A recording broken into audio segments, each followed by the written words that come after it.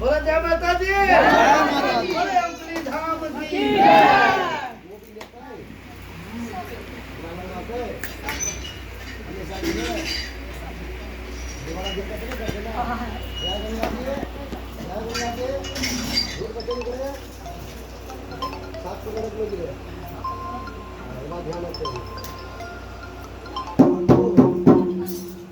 दिक्कत नहीं करो अभी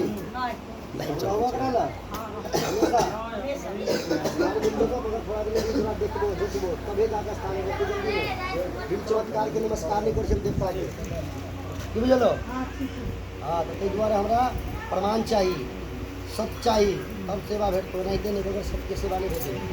अगर प्रमाण दिया उसके बाद में आगे सेवा आते फिर गंगा कमला से सिद्धे भी करा मगर पहले गंज भैया को दिया पूरा पाँचों देवता के नहीं समझ चलो भजन देते रहेगा।